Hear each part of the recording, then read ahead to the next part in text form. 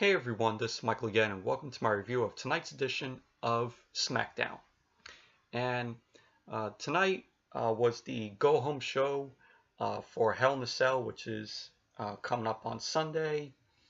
And I thought the Smackdown was horrendous. Tonight's show was just pretty shitty, in my opinion. Just from everything that happened on the show. Didn't get you hyped for, doesn't even get you hyped for Hell in a Cell, which is coming up on Sunday. But there are some things that I'm looking forward to at Hell in a Cell. Looking forward to seeing the Usos and the New Day for the tag team titles inside the Hell in a Cell. Of course, Shane versus Owens, also in the Hell in a Cell. Jinder Mahal and Shinsuke Nakamura, probably my prediction on that, Jinder is going to retain the title. But who knows what the outcome of that match would be.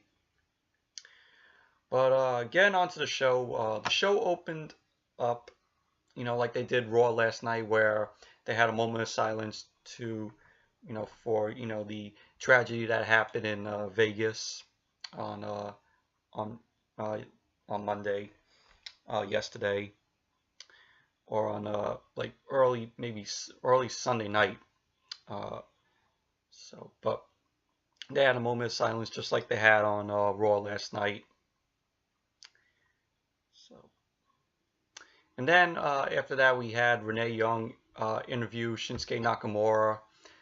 She interviews him about Jinder's insults that they've been doing for the past few weeks, where they're just making fun of Nakamura's facial expressions on the Titantron. Nakamura ends up saying Jinder will know what fear is when he pins him at Hell in a Cell and becomes the WWE champion. The Singh brothers come out.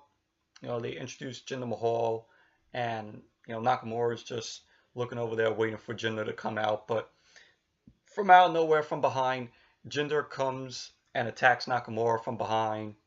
But you had Nakamura ended up taking out Mahal and the Singh brothers. Nakamura was going to hit the King Asha to Jinder, but the Singh brothers hold it on to Nakamura to keep him from hitting that. And then Singh brothers and Jinder attack Nakamura. Jinder Mahal ends up hitting the Colossus on Nakamura to end the segment. It's just, okay segment. And then after that we had Carmella and Natalya versus Becky Lynch and Charlotte Flair. Just your typical women's match. Was okay. Not great or perfect by any means. It was back and forth between them. We saw James Ellsworth chained up to the ring posts, and you had Carmella hit Becky Lynch with the Money in the Bank briefcase, and it led to Natalya hitting the sharpshooter on Charlotte for Natalya and Carmella to end up getting the win. So it was an okay match, not great or perfect. Your typical women's match. And then after that we had a shitty match. Bobby Roode versus Mike Kanellis. Yes, Mike Kanellis is back. On the other hand, I'm happy for him and Maria, because they're going to be having a child, so that's pretty cool.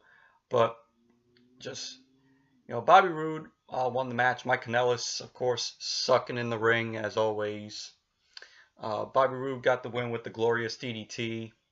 So it was pretty much a nothing match. It was just a shitty match. It was just Bobby Roode defeated him in like a minute or 2 minutes. That was it. Then after the match, you had Dolph Ziggler end up coming out, congratulating Bobby on winning the match. And he says that he ends up telling Bobby that he's working on a special entrance for Sunday for the match at Hell in a Cell. Dolph tells Bobby that he weaseled his way into WWE, and that he's going to show everyone a special entrance this Sunday, and that he's going to expose Bobby for what he is. Dolph ends up doing like this, coming out with banging the drums and all these instruments, this was really painful to watch. It was really shitty. We had Dolph say to Bobby that he is nothing but an entrance, and that he will always be one. He will always be nothing but an entrance. And Bobby says to Dolph that he is tough, and he agreed that his entrance was horrible, and that Dolph is doing it wrong. And then he just does his glorious thing, and then his music plays to end the segment. But it was just painful to sit through that, with Dolph coming out with the big drum and these instruments. It was really shitty. Then after that, we had the Usos come out saying that this Sunday, New Day will be welcomed into the Uso Penitentiary, and they also say that they have the whole tag team division on lock, and that they are the ones who took this whole SmackDown tag team division to a whole new level. And that come Sunday, they will be the tag team champions for the 5th time. New Day ends up coming out saying that Sunday, they will still be the tag team champions. So it was a pretty decent segment with them. I'm looking forward to their match at Hell in a Cell inside of it. I said it in the beginning of the video.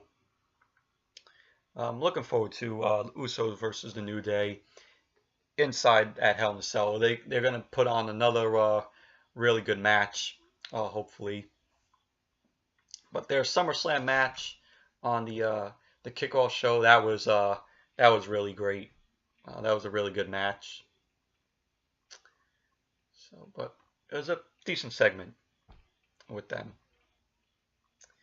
And then we see Jinder Mahal, just talking in his language, and he shows, what he did tonight to Nakamura, and he says that, he's still gonna walk out Hell in a Cell as the WWE champion.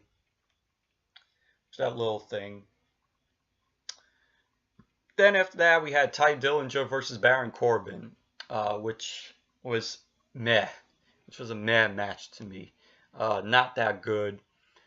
But Ty Dillinger ended up getting the win by rolling up Baron Corbin. But not that good of a match. Then after the match, Styles came on the Titantron saying to Corbin that he has an attitude of a jackass, and thinks if he pushed himself harder, he would have beaten Cena at SummerSlam. Styles says that at Hell in a Cell, he's going to teach Corbin that taking shortcuts will be cut short. So it was just that with Styles on Titantron, just talking to Corbin.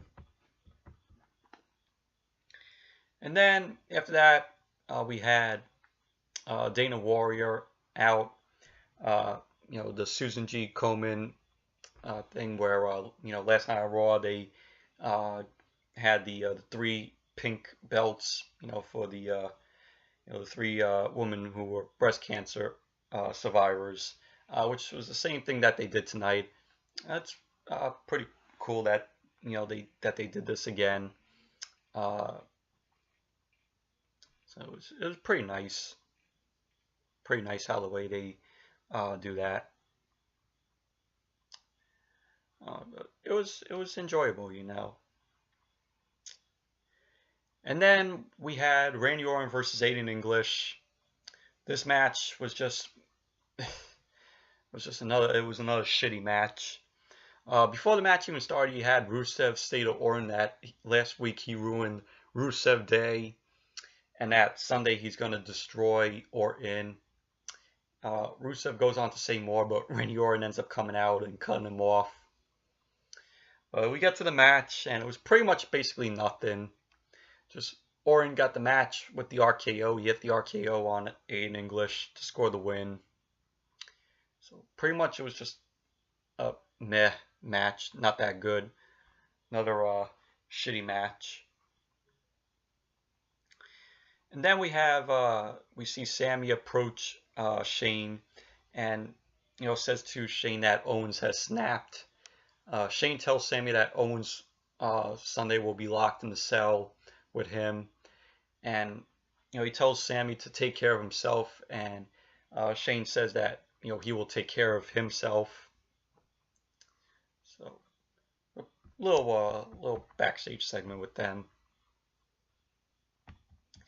Then we had the main event where Shane comes out to go face to face with Kevin Owens.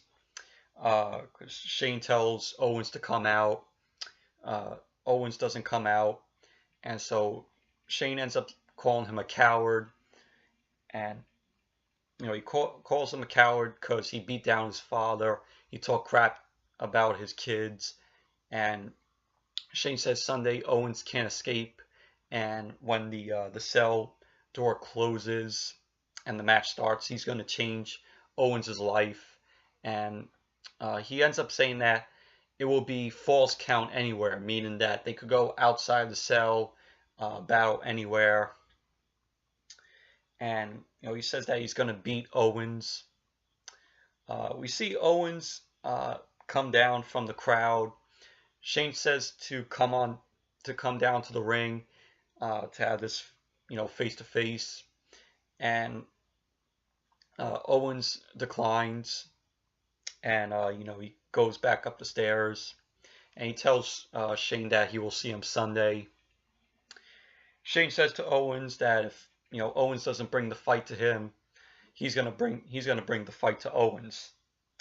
And so we see Shane then go up through the crowd into the hallway of the Pepsi Center, because this was held in Denver, Colorado, same arena that Raw was taking place last night. So he goes in the hallway of the arena, and then we just see Owens attack Shane from behind, and they both brawl through the hallway. Owens then power bombs Shane through the table, through the merchandise table, and Owens gets in the ring, and he says that he agrees with Shane, making it a false count anywhere, and that he's going to beat him anywhere, and that he's going to throw Shane from the Hell in the Cell. Shane comes back down, and then we see just Shane and Owens go at it. We see Owens toss Shane over the announcer's table. Shane ends up getting back in the ring and starts exchanging blows on Owens. Then just Owens comes back and punches Shane, kicks him, and we just see Owens then gives a pop-up powerbomb to Shane. And that pretty much ended the show. So, but I really liked this whole segment. A little hype for their match for Sunday, which, like I said in the beginning of the video, I'm really looking forward to this match. I think there's going to be a crazy match. We might see Shane jump off the Hell in the Cell. But with Shane, what and if he does in the match. So, but that's probably going to happen at Hell in a Cell Sunday. Shane's going to jump from the Hell in a Cell, and this is the second Hell in a Cell that Shane has been in, because last year, of course, he was in the Hell in a Cell match with Undertaker at WrestleMania 32. Which that was an awesome match. So, but who knows? We gotta see Sunday what will happen. But like I said, I know that's probably gonna happen with Shane. So, yeah. So, anyways, that's it for my review of tonight's edition of SmackDown. Thank you all for watching. Be sure to give this video a thumbs up, comment, subscribe, and I'll see you all back here tomorrow night for my Lucha Underground review. And it's going to be part 2. Well, yeah, Ultimate Lucha Threads part 2. It's going to be week 2 of that. Looking forward to that tomorrow. I know it's going to be another awesome episode of Lucha Underground. So hopefully it will be as good as last week's. But I think nothing could top the Dante Fox kill shot match from last week. So, but we'll see what happens. So until that review, I'll see you all back here tomorrow night. Bye.